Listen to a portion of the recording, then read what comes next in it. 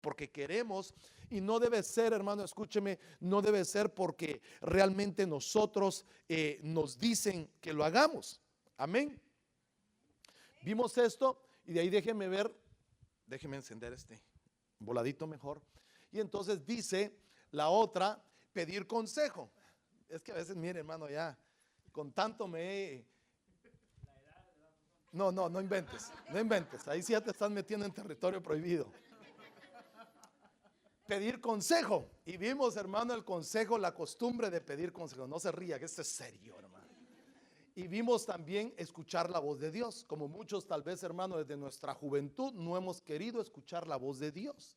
Hemos cometido muchos errores, hemos escuchado como por costumbre. Entonces quiere decir, hermano, que las costumbres son muy terribles, hermano, y eso hace que nosotros como hijos de Dios no salgamos de Babilonia, sino Babilonia todavía siga ahí y nosotros metidos en ella. La iglesia de este tiempo final, hermano, dice Apocalipsis, debe salir. Vimos las otras costumbres y los otros escapes, hermano, de Abraham, vimos el de Lot, vimos el de Daniel. ¿Y cuál es el otro que vimos? Acuérdeme. Vimos el de Ur, el de Abraham. El de Moisés de Egipto también. Gracias. Usted sí está en la jugada. Y vimos ahí, ¿cómo? El de Jacob también, de Labán. Gracias, también. Ahí lo vimos, hermano. Mire, Cindy está también ahí. Pero vimos esto, hermano, y vimos que esos decían que esas tenían que salir de nosotros. Pero esta en Babilonia dice que nosotros tenemos que salir de ella. Entonces la iglesia, hermano, está metido en una Babilonia espiritual llena de costumbres. Y no quiero enfocarme mucho, hermano, en las costumbres y como se lo dije en la mañana, de fiestas paganas. Porque yo creo y espero, con todo mi corazón se lo digo y con mucho respeto lo digo si usted lo hace, pero yo espero que usted todavía no ande, hermano, pensando en celebrar Navidad, pensando en celebrar Reyes Magos, hermano, pensando en celebrar otras cosas. Perdóneme, pero esas ya son costumbres, hermano, paganas. Eso ya debió haber salido de nuestro corazón desde hace tiempo. Desde hace ratos, hermano, debió haber salido eso. Pero si usted todavía tiene esa costumbre, hermano, que Dios me lo bendiga y lo ayude y le dé la revelación para poder salir de eso, ¿verdad? Pero yo le estoy hablando de costumbres que están arraigadas por nuestros ancestros, que están arraigados, hermano, por nuestros antepasados en el corazón y que no nos han dejado avanzar. Y una de esas, hermanos, vimos no escuchar la voz de Dios. Contender, vimos que la iglesia no debe ser contenciosa, no debe contender por doctrina con otros. Vimos también, hermano, el no congregarse, vimos lo que significa no congregarse. Entonces déjeme dejarle tal vez una, dos más y quiero cerrar, hermano, con eso, pero déjeme ponerle esto, la oscuridad. Fíjese que, ¿por qué la oscuridad? Hay una costumbre de oscuridad, así como David. Pongamos el ejemplo de esto, hermano, y yo quiero que usted me siga. David no dejaba, en primera de Samuel 27, capítulo 11, dice, David no dejaba con vida hombre ni mujer para traer a Gad, diciendo, no sea que nos descubran, diciendo, así ha hecho David, y así ha sido su costumbre todo el tiempo que ha morado en el territorio de los filisteos. Quiere decir, escúcheme, hermano, que David tenía por costumbre no dejar testigos. ¿Cómo podemos aplicar esto a la iglesia, a nosotros, hermano? Mire, tal vez muchos de nosotros, hermano, hemos cometido errores y procuramos no dejar huellas ni rastros para que no nos descubran. Y así ha sido por costumbre, dice. Quiere decir que David, hermano, no le gustaba, hacía sus cosas, hermano, y no le gustaba dejar testigos. Quiere decir que eso, hermano, hay cosas que nosotros podemos hacer en la oscuridad y no nos gusta dejar rastros para no ser descubiertos. Pero, hermano, perdóneme, pero delante del Señor, toda costumbre y todo lo que se hace en la oscuridad saldrá a luz. Todo lo oculto, ¿sí? Todo lo oculto, todo lo que nosotros pensamos que tal vez no hay rastro, que no hay huella, que no hay testigos. En su momento, si no nos arrepentimos, hermano, el Señor lo va a mostrar. Pero escúcheme, esto, ¿qué era lo que hacía David? Mire, así ha sido ¿qué? O sea que él ya tenía esa costumbre. Por eso el Señor no era maloso, sino era la costumbre de protegerse él. Porque él estaba huyendo de Saúl y se había ido a vivir a tierra de los filisteos. Pero lo que hacía David, hermano, escúcheme, es que hacía sus fechorías, asaltaba, robaba y de ahí no dejaba testigos. Y eso se le volvió una costumbre a él.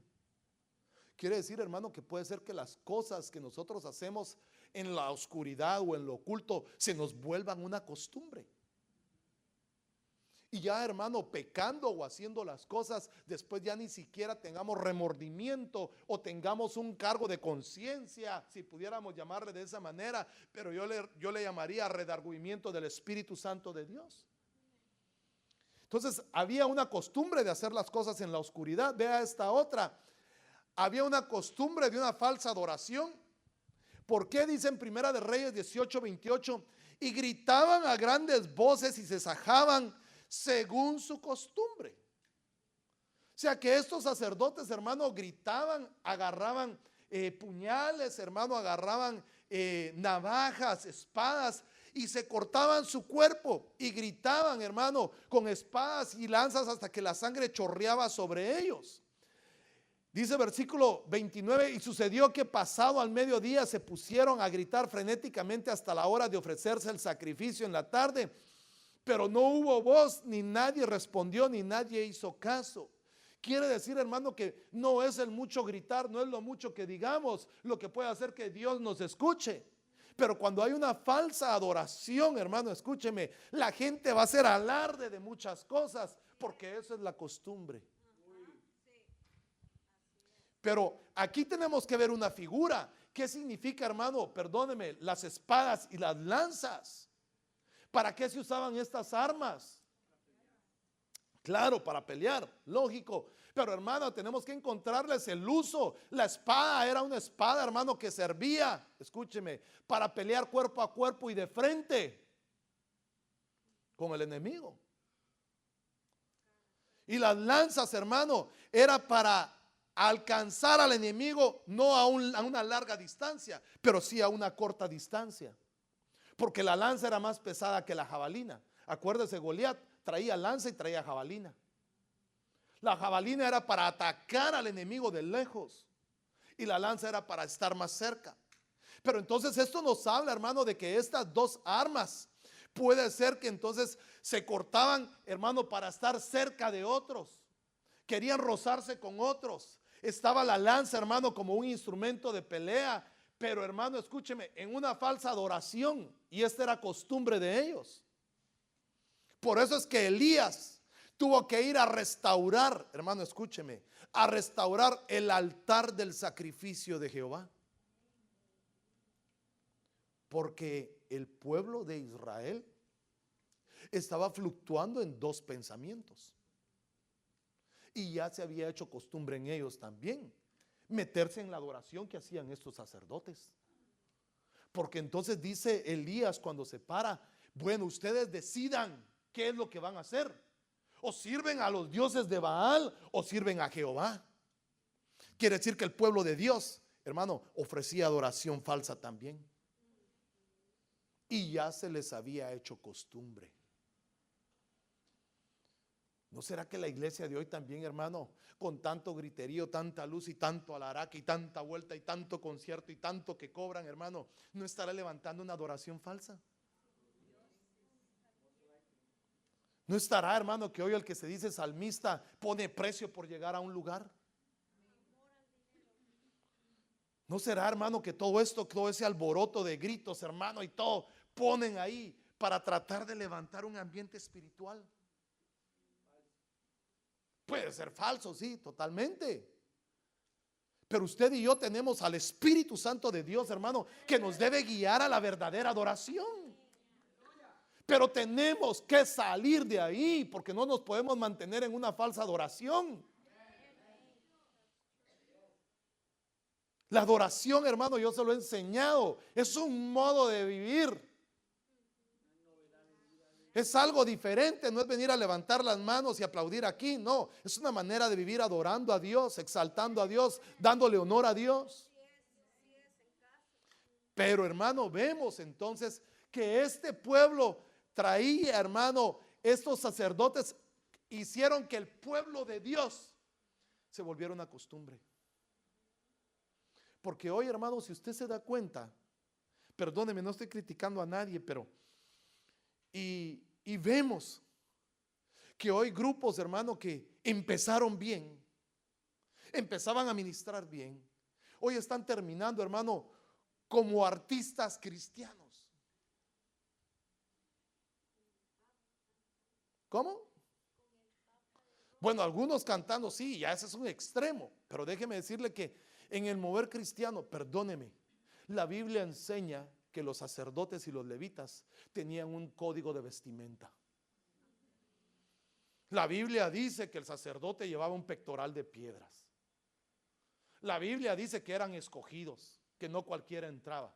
Pero hoy, perdóneme, hoy cualquiera se sube al altar con pantalones rotos. Hoy cualquiera se sube al altar, hermano, con la camisa de fuera. Hoy cualquiera se sube al altar con gorra. Hoy cualquiera se sube, hermano, a cantar un montón de cosas ahí. Y el pueblo abajo, ¡yeah!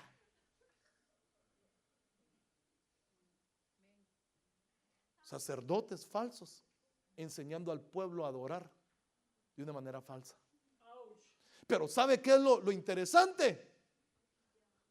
Que aunque se piense que se está adorando a Dios, nadie lo escucha.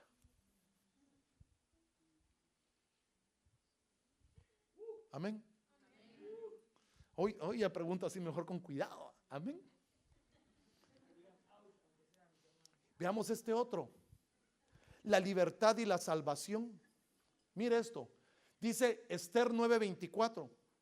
Pues Amán, hijo de Hamedata, Ageo, enemigo de todos los judíos, había hecho planes contra los judíos para destruirlos. Y había echado el pur, es decir, la suerte para su ruina y destrucción. Pero cuando esto llegó al conocimiento del rey, este ordenó por carta que el perverso plan que había tramado contra los judíos recayera sobre la cabeza de Amán, sobre él, sus hijos, y fueron colgados en la horca. Pero aparte de eso, yo le quiero dejar esto, que Amán había planificado destruir. Vimos que Amán, figura del diablo, cuando le dice al rey: hay un pueblo que no hace tus costumbres, hay un pueblo que no respeta tus leyes. Yo te sugiero que destruyas a ese pueblo. Ese mismo Amán que quería destruir al pueblo de Israel, hermano, hizo un plan para destrucción, pero él mismo cayó en ese plan y fue colgado. Quiere decir que por estos días son llamados los días del Purim, en honor al nombre de Pur, a causa de las instrucciones de esta carta, tanto que lo habían visto sobre este asunto por lo que les había acontecido. Eso es una historia de esto, pero lo que yo le quiero dejar es que los judíos establecieron e hicieron costumbre para ellos, para sus descendientes y para todos los que se aliaban con ellos, de no dejarían de celebrar estos 2 días conforme a la ordenanza y conforme a su tiempo señalado cada año. ¿Qué era lo que celebraban los judíos en el Purim? No hay día, dicen aquí. ¿Sabe qué celebraban? Que el pueblo había sido salvo por la mano poderosa de Jehová. Porque Amán y un pueblo habían decretado que tenían que destruir a los judíos. Pero viene el rey y manda un edicto y dice: todos los judíos tienen el derecho de defenderse y de matar a sus agresores. Y dice que ese día el Señor le dio una gran victoria al pueblo de Israel. Porque no solo los que los querían matar fueron ahorcados, sino aquellos que los fueron a atacar. Esos 2 días quedan marcados como los días de Purim, los días de la libertad y de la salvación al pueblo de Israel, que hasta el día de hoy se celebran por costumbre. ¿Cuándo fue la última vez que nosotros les hemos contado a nuestros descendientes las victorias y la libertad que Dios nos ha dado? ¿Cuándo ha sido por costumbre? Cuando usted y yo les hemos contado el testimonio a aquellos que no nos conocen. Porque el pueblo de Israel dejó esa costumbre y dijo: de aquí en adelante todos conocerán el día de libertad de Dios sobre el pueblo de Israel. Y se hizo una costumbre y lo traspasaban de generación en generación hasta el día de hoy. Celebran el día del Purim, cuando Dios con mano fuerte libera a su pueblo. Esa es una costumbre que usted y yo, pero ¿sabe qué? El enemigo muchas veces nos pone la vergüenza para no contar las victorias que Dios ha hecho en nuestras vidas. Porque, hermano, contar las victorias de Dios, eso da fe, eso da poder, y eso hace que el reino de las tinieblas retroceda. Porque si vencimos una vez, venceremos dos veces. Y si derrotamos al enemigo una vez, lo volveremos a derrotar. Y mira, hermano, puede ser que alguien que tú no conozcas o que conozcas, al momento de conocer, hermano, el testimonio que tú le des, hasta él pudiese alcanzar la victoria. Mire, cuando yo cuento mi testimonio, yo se lo he contado, yo creo que ya lo tengo chino, ¿verdad? Sin ofender a los chinos. Pero, hermano, yo le cuento que cuando a mí me miran, no creen, hermano, que yo estuve en drogas. No creen, hermano, que fui un gran... Bueno, ¿para qué le voy a decir, verdad? Porque ya miran, perdóneme, ya miran el resultado de la renovación de Cristo en mi vida. Ya miran un producto en proceso de terminación. Porque dice que el que empezó la buena obra en nosotros la habrá de terminar. Quiere decir que todavía estamos en ese proceso. Pero, hermano, la gente cuando me mira a mí no cree, hermano. Mire, no creen que ni siquiera tengo 38 años la gente. No, estás tocando, Luisito. No cree la gente, hermano. Pero ¿sabe qué? A través de un testimonio la gente comienza a ver, de veras, usted era eso, usted hacía eso y mucho más. No tan bailarín, pero era más drogadín.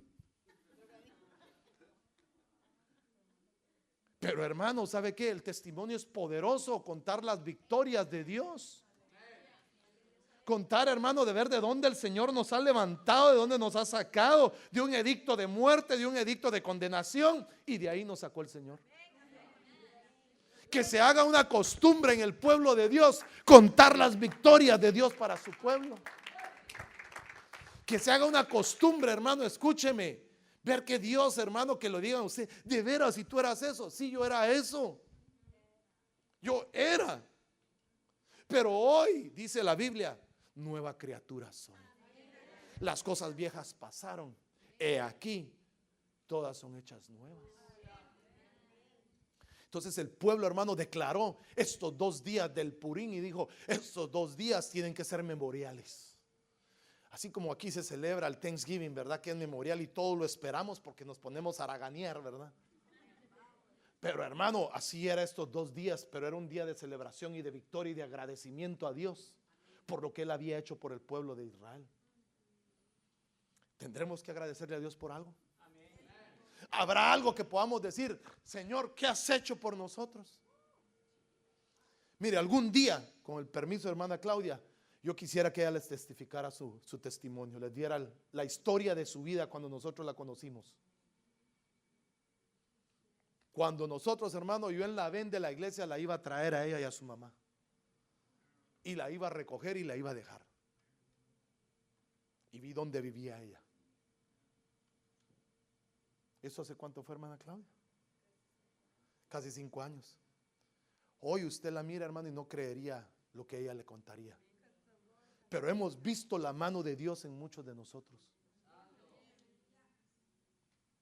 Tengo el testimonio, hermano, de otros hermanos que vinieron aquí de muy lejos con planes, hermano, ya de divorcio, de separación. Y aquí conocieron al Señor.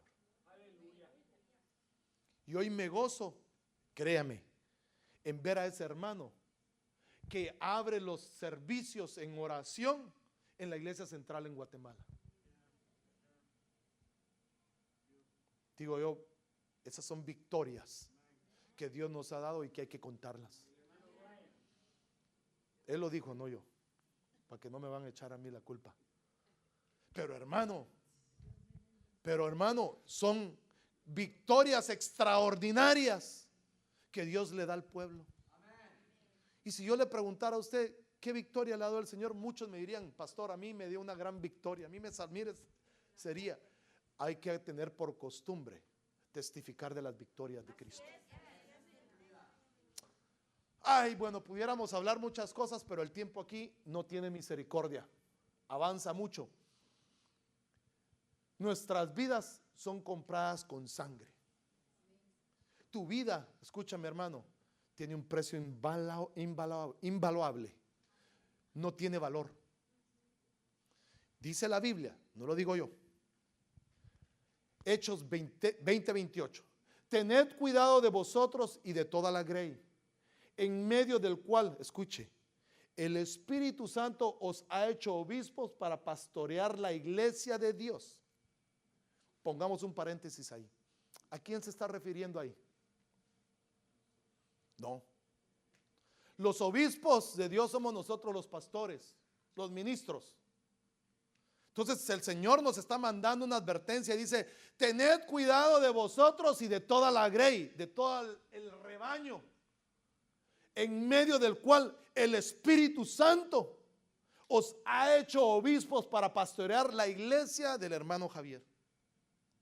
¿O la iglesia de quién dice? Entonces, ¿la iglesia de quién es?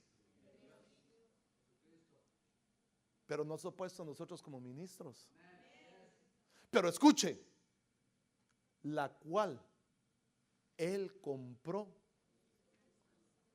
¿El pastor? ¿La pastora? ¿El de la alabanza? ¿Quién pagó por la iglesia? Entonces vea el valor que usted tiene. Usted tiene valor de precio de sangre. Y no cualquier sangre. La sangre de Cristo. La sangre del Cordero de Dios. Entonces, hermano, escúcheme.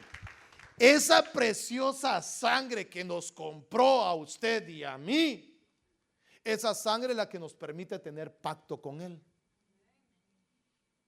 Esa sangre que usted y yo bebemos en el vino y ese cuerpo que comemos en el pan nos hace ser partícipes de esa preciosa sangre que nos compró a usted y a mí. Y cuando esa sangre nos compró a usted y a mí, escúcheme, esa sangre nos limpió de enfermedades.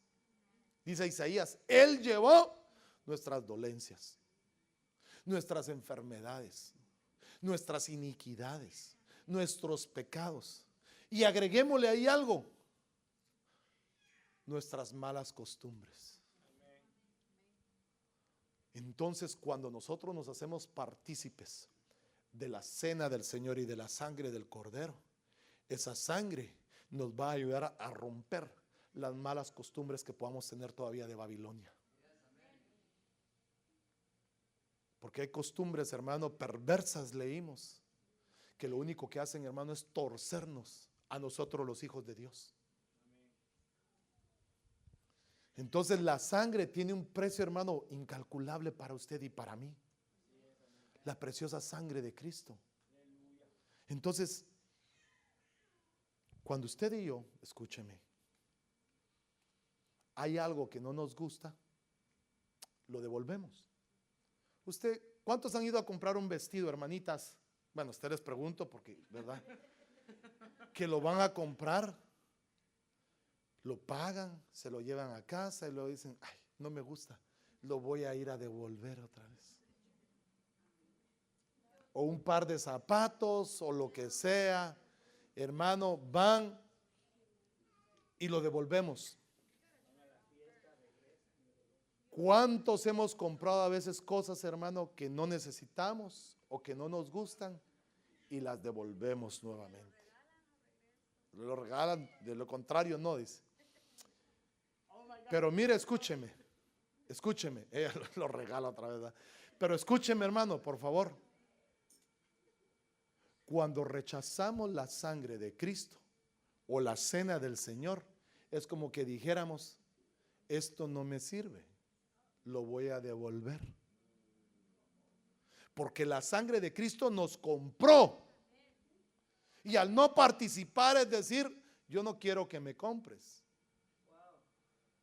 Yo no quiero esto.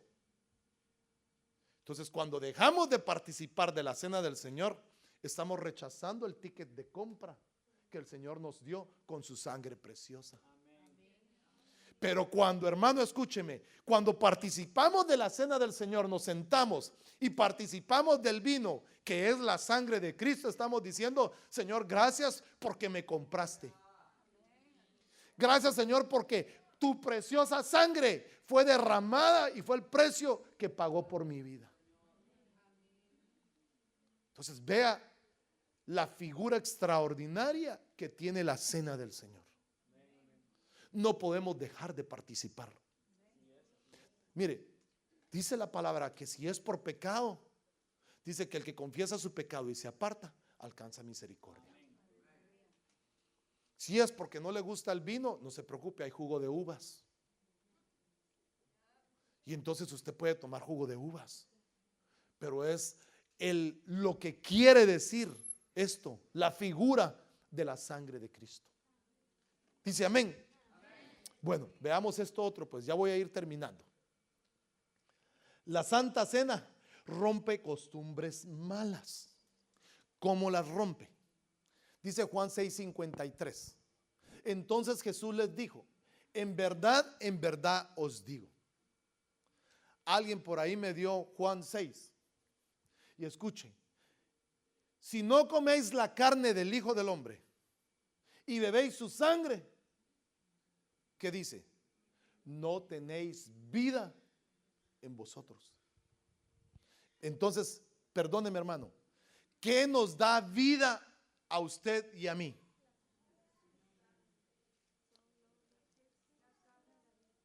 El pan y el vino nos dan vida a nosotros.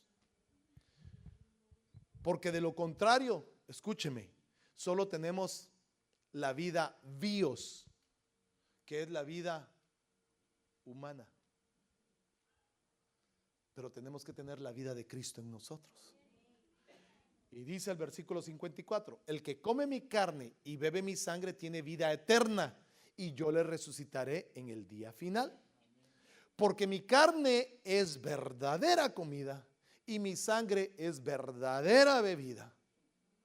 Y el que come mi carne y bebe mi sangre permanece en mí y yo en él. Entonces vea cuál sería aquí, hermano, perdóneme, este no es un secreto, pero cuál sería aquí el mensaje de entender que si nosotros comemos la carne y tomamos su sangre, nos estamos metiendo en él y él en nosotros. Nos estamos, hermano, fusionando con el Señor. Y el Señor y la Santa Cena, su sangre y su carne, rompe toda costumbre mala.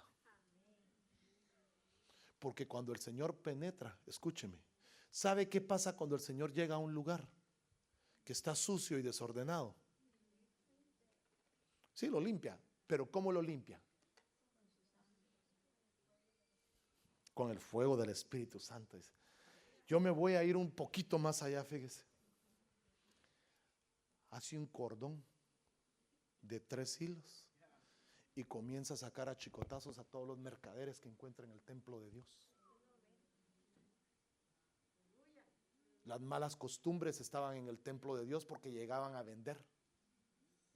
Mercachifles había en el templo de Dios. Viene Jesús, agarra un cinto, hermano, y comienza a agarrar a todos para afuera. Ustedes han hecho de mi casa negocio, y mi casa, casa de oraciones. Entonces, cuando el Señor Jesús, escúcheme, entra en el pan y en el vino en nosotros, comienza a sacar a todo mercachifle que podamos tener en el corazón. Comienza a sacar toda costumbre mala, toda costumbre errónea, todo aquello, hermano, que nos aparta de Dios. Comienza a expulsarlo de nuestro corazón. Porque dice la Biblia, y lo vamos a leer: ¿acaso no son ustedes templo y morada del Espíritu Santo? Cuando le damos el espacio a nuestro cuerpo en una moda o a una costumbre, olvidamos que somos templo del Espíritu Santo de Dios. Cuando se le da espacio a más, hermano, cómo me veo, cómo estoy por fuera, olvidamos que somos templo del Espíritu de Dios. Pero dice la Biblia, la versión Nuevo Testamento, Arcas Fernández, dice 1 Corintios 3:16: ¿o ignoráis acaso que sois templo de Dios y morada del Espíritu Divino? Y continúa, mira esta versión: si destruís el templo de Dios, Dios mismo os destruirá a vosotros. No en vano el templo de Dios es algo santo, y lo describe bien aquí. Y vosotros mismos sois el templo de Dios. Entonces vea esto, hermano, perdóneme por favor. Cuando nosotros le damos espacio a las modas y a las malas costumbres, estamos destruyendo el templo de Dios. Estamos, hermano, destruyendo nuestro propio cuerpo, nuestro propio ser. Y no sabéis que ese templo son ustedes, soy yo. O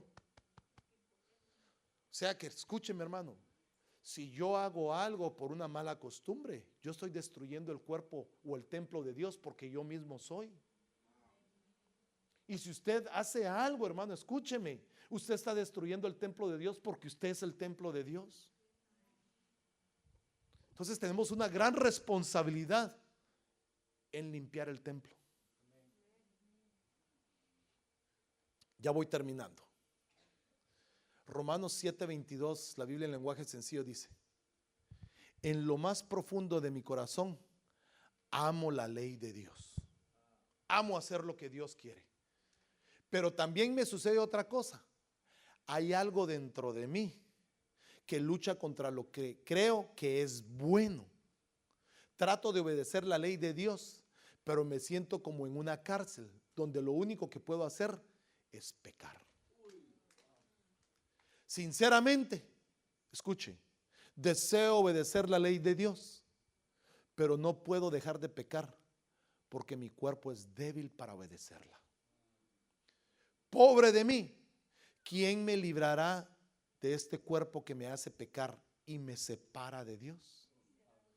Le doy gracias a Dios porque sé que Jesucristo me ha librado. Traduzcamos esto.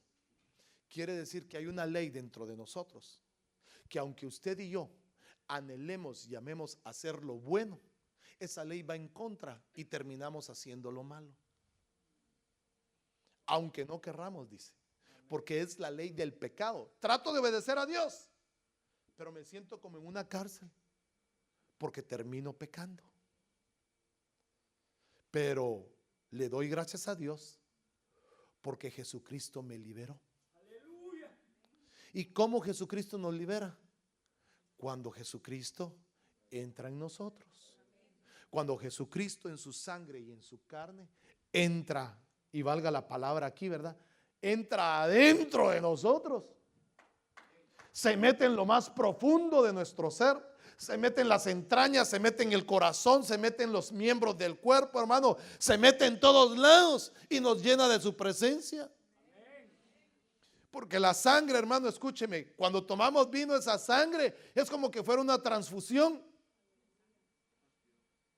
y nos saca la sangre pecaminosa y nos va inyectando su sangre preciosa.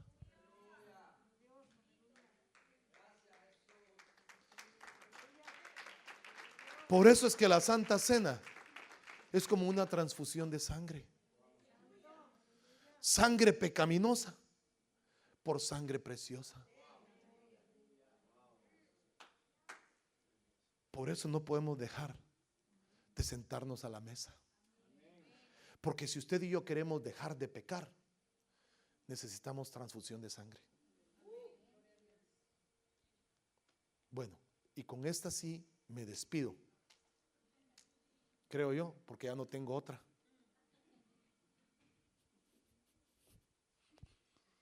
Pero sí quiero dejarle en su corazón, mi hermano. Salgamos de Babilonia. No dejemos que Babilonia nos gane. No dejemos, hermano, que como leímos en Lucas, ay, hermano, el día del Señor nos agarre y no estemos listos, hermano, para la venida del Señor.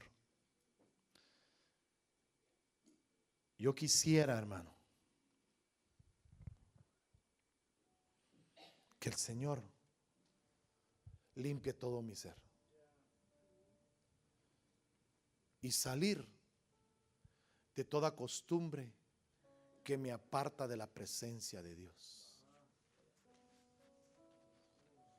¿Qué costumbre podemos tener, hermano?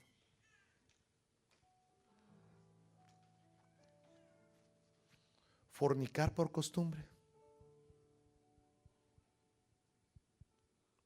traer falsa adoración por costumbre, dejar de congregarnos por costumbre, hacer cosas en lo oculto por costumbre. Por eso le digo, Babilonia, no nos podemos ir a lo más fácil y decir a los hermanos: mire, deje de celebrar Navidad, deje de celebrar esto, porque eso, hermano, es algo por encima. Las verdaderas costumbres que deben salir son las que están en nuestro corazón, que nos llevan a separarnos de la presencia de Dios y de sus pactos. El pueblo de Israel pereció porque la ira de Jehová se encendió cuando estos pueblos, hermano, el pueblo de Dios, empezó a mezclarse y a practicar las costumbres perversas de los otros pueblos. Usted y yo, hermano, ya no podemos seguir con las mismas costumbres. Usted y yo, dice la Biblia, somos nuevas criaturas. Ya no podemos, hermano, perdóneme, estar arraigados a la manera de vivir que hemos estado teniendo, porque no sea que si no velas, vendré como ladrón en la noche y no sabrás a qué horas he llegado. Entonces dice el libro de la carta del apóstol Pablo a los Corintios, y nos habla y nos dice: de manera que el que coma o beba, de manera que coma el pan o beba de la copa del Señor indignamente, será culpable del cuerpo y de la sangre del Señor. Por tanto, examínese cada uno a sí mismo, y entonces coma el pan y beba de la copa. Porque el que come y bebe sin discernir correctamente el cuerpo del Señor, come y bebe juicio para sí. Por esta razón hay muchos débiles y enfermos entre vosotros, y muchos duermen. ¿Por qué no aprovechamos este tiempo y usted se pone de pie en lo que mis hermanos servidores se preparan? Yo quiero invitarle, mi hermano, a que usted medite esta noche antes de tomar el pan y el vino. ¿Qué costumbres tenemos que sacar de nuestra vida? ¿Qué es lo que usted y yo tenemos que romper?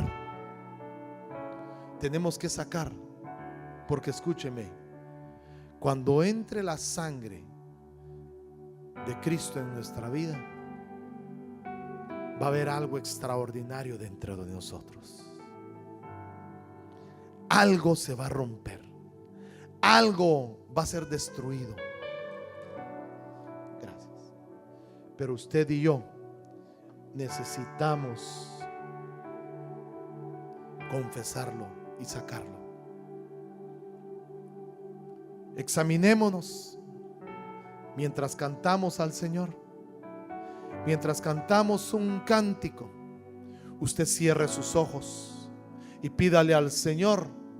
Ahí dile: Señor, yo me examino, perdóname, Señor. Y dígale: Señor, yo te entrego toda costumbre pagana de mí. todo aquello que te desagrada, Señor, todo aquello que me tiene y que me aparta de ti. Yo me alejo, Señor.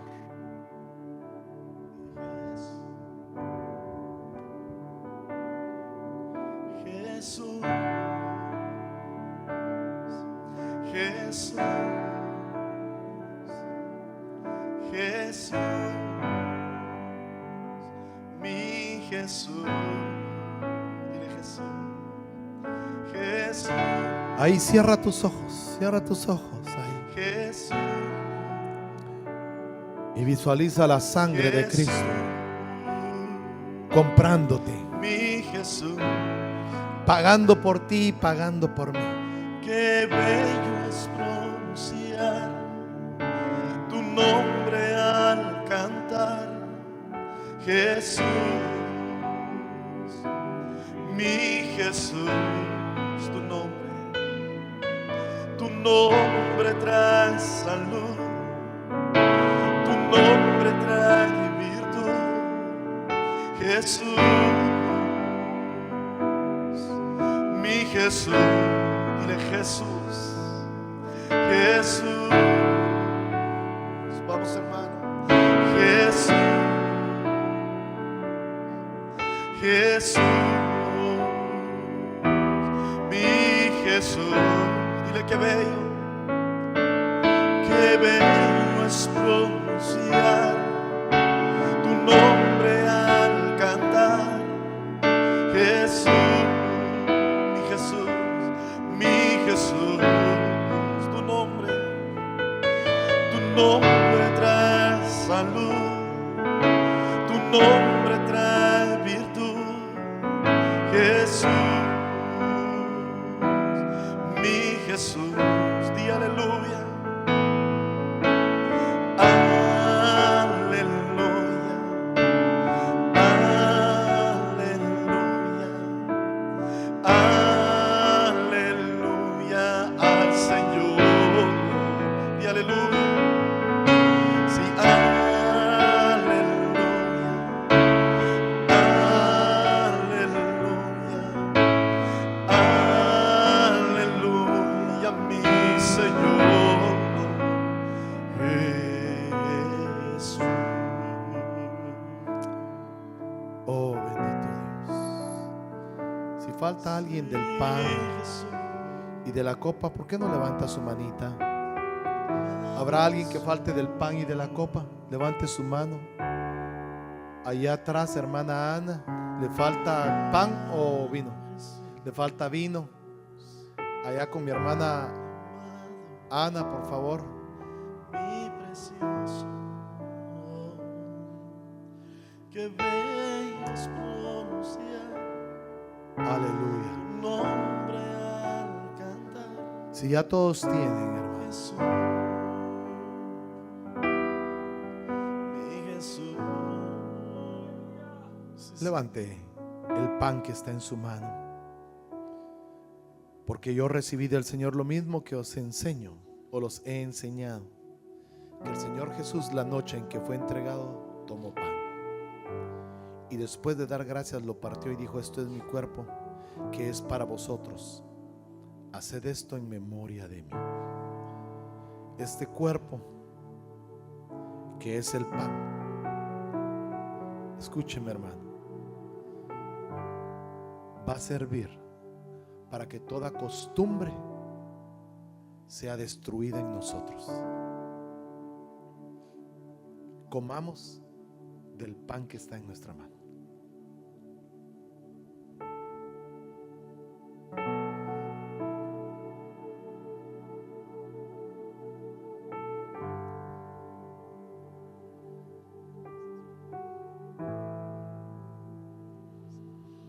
De la misma manera tomó también la copa después de haber cenado, diciendo: esta copa es el nuevo pacto en mi sangre.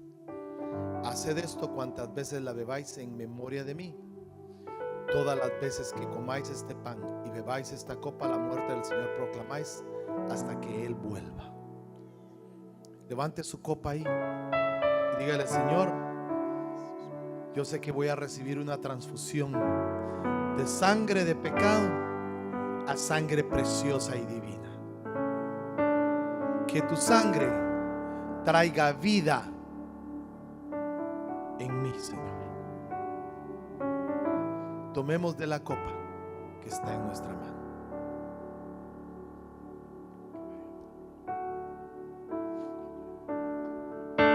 Qué bueno es pronunciar tu nombre al cantar. Jesús, levanta tus manos. Mi Jesús, tu nombre trae salud. Tu nombre trae salud. Tu nombre trae virtud. Jesús, mi Jesús.